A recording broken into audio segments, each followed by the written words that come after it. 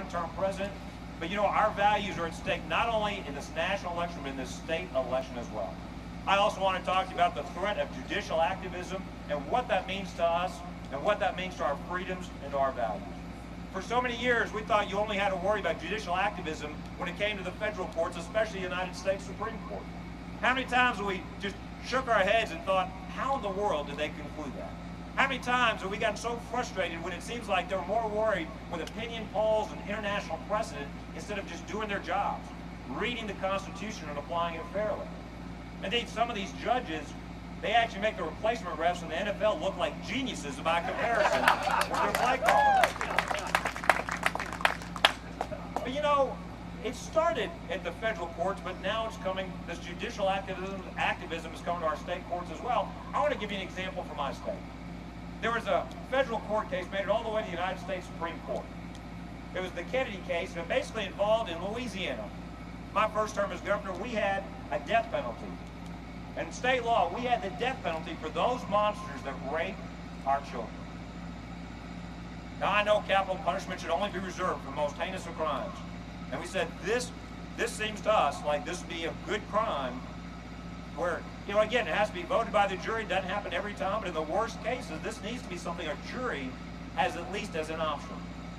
And I will spare you the graphic details. We had a horrific case involving a 9-year-old girl and her stepfather, and he hurt her so badly she will never be able to have children as an adult. He was given, the offender in this case, Patrick Kennedy, was given the death penalty by a jury. Went all the way up to the United States Supreme Court. The United States Supreme Court not only removed the death penalty from him, but threw out the death penalty for all child rapists. And said there was a growing national consensus against the use of the death penalty for child rapists. Somebody has got to tell me where in the Constitution, because I don't see it in my copy, where in the Constitution does it say that our Supreme Justices, that our courts are supposed to look to opinion polls when they decide cases? I thought it was their job to simply read the Constitution. And now we've got that same issue right here in the state of Iowa. You've got a Justice Wiggins, who apparently being on the Supreme Court's not enough. You would think that'd be a full-time job. But apparently he wants to do the job of the legislature and the governor as well. You know, I don't have any problem with Justice Wiggins proposing liberal views. I don't have any problem with him wanting to espouse his views on marriage or whatever else he chooses to opine on. But if he wants to make law, he needs to do that by running for the legislature, not from the bench of the Supreme Court of the great state of Iowa. This is a pretty simple election. It really comes down to this. And Bob said this so clearly, and he said this so well. The reality is today we're talking about redefining marriage. If the court is allowed to impose and write their own laws and their own views and overturn those that are done by our duly elected representatives, what's to stop them? Today it's marriage. Tomorrow it may be property rights. Maybe it's Second Amendment rights. We have got to take a stand against judicial activism and say we understand that there are separation of powers, there are checks and balances built into our system.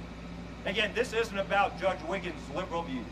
If he wants to espouse those views, God bless him, and I wish him luck as he runs for the legislature. I wouldn't recommend you vote for him, but I wish him luck if he decided he wanted to go and run for that office. But as long as he's on the court, he's got to take his oath seriously. But he's not willing to do that.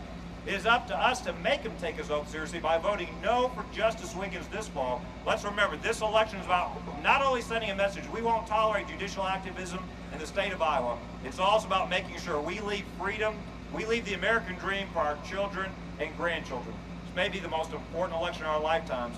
Let's make sure we show up and vote. God bless y'all. Thank y'all very much.